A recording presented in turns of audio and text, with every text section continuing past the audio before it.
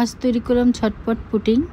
এটা এলাচি পুডিং, মানে এলাচের গুঁড়া দিয়ে তৈরি করেছি আর কি পুডিংটা। তবে সঙ্গে থাকুন, সমস্ত টিপস অ্যান্ড ট্রিক্স সহকারে বলবো। আর ডিমের পুডিং যেভাবে তৈরি করি আসলে ঠিক সেভাবেই তৈরি করব। তো আমি প্রথমে ক্যারামেল তৈরি করে নিচ্ছি। এখানে 6 থেকে 7 চামচের মতো চিনি দিয়েছি। আপনি আসলে যতটুকু পুডিং তৈরি করবেন সেইভাবেই ক্যারামেলটা তৈরি করে নেবেন।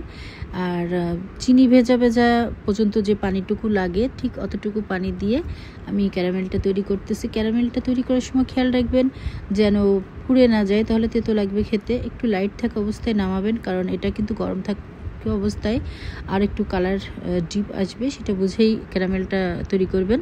ক্যারামেলটার উপরে নির্ভর করে কিন্তু পুডিংয়ের টেস্টটা। যাই হোক, পুডিংটা তৈরি করার জন্য আমি 4টা ডিম নিয়েছি। আর এখানে আমি 1 কেজি দুধকে জ্বালিয়ে আধা কেজির একটু বেশি এই মাপটা রেখেছি আর কি। তারপর আমি ডিম আর ভিতরে চিনি দিয়েছি আমার প্রয়োজন অনুযায়ী, কারণ চিনিটা আসলে আপনাদের টেস্ট অনুযায়ী দিবেন। অনেকে চিনি বেশি খায় বা কম খায়, মাথায় রাখবেন ক্যারামেলের সময় যেহেতু চিনি দিয়েছি এখানে চিনিটা একটু কম দিব। আর সবসময় আমি একটা কথাই বলছি, ডিম যতটুকু দেবেন ডিমের ডাবল সবসময় দুধ দেওয়ার চেষ্টা করবেন। এটা আসলে হিসাব করলে আপনি একটা ডিমের পুডিংও তৈরি করতে পারবেন, 100টা ডিমের পুডিংও তৈরি করতে পারবেন। আর দুধটা জ্বালিয়ে আগে থেকে ঘন করে ঠান্ডা করে নেব। আর অবশ্যই ভিতরে 2 টেবিল চামচ গুঁড়া দুধ দিয়েছি। আর এলাচি পুডিং বললাম এই কারণে, আমি এখানে এলাচের গুঁড়ি দিয়েছি, আপনারা নিশ্চয়ই দেখতে পারছেন।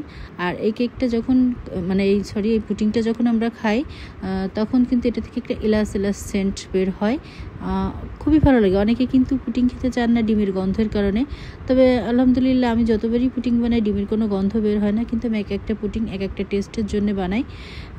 ভালো করে চিনিটা ফেটে দুধটা মিশিয়ে নিয়ে তারপর যে ক্যারামেলটা করেছিলাম ওটা ভালোভাবে ঠান্ডা করে নিতে হবে।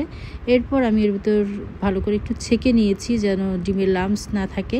একটা মসৃণ সিল্কি বাউন্সি এই টাইপের একটা পুডিং তৈরি করতে গেলে কিছু ধাপ মেনটেন করতে হয়। তারপর আমি এটাকে চুলায় দিয়ে দিয়েছি। আপনারা গ্যাসের চুলায় বা কারেন্টের চুলায় যেটাই তৈরি করেন আপনাদের মতন করবেন। পুরোপুরি ঠান্ডা হওয়ার পরে আমি 2 ঘন্টা ফ্রিজে রেখে তারপর কেটে সার্ভ করে নিচ্ছি।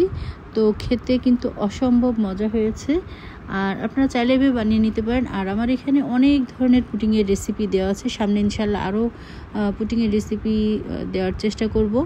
সে পর্যন্ত আপনারা সবাই সঙ্গে থাকবেন, এবং আপনারা আমার পাশে থাকলে আমার আরও নতুন নতুন ভিডিও করার ইচ্ছা জাগবে। এই জন্য ভালো মন্দ আপনারা আমার পাশে থাকবেন, আশা করি আরও নতুন নতুন রেসিপি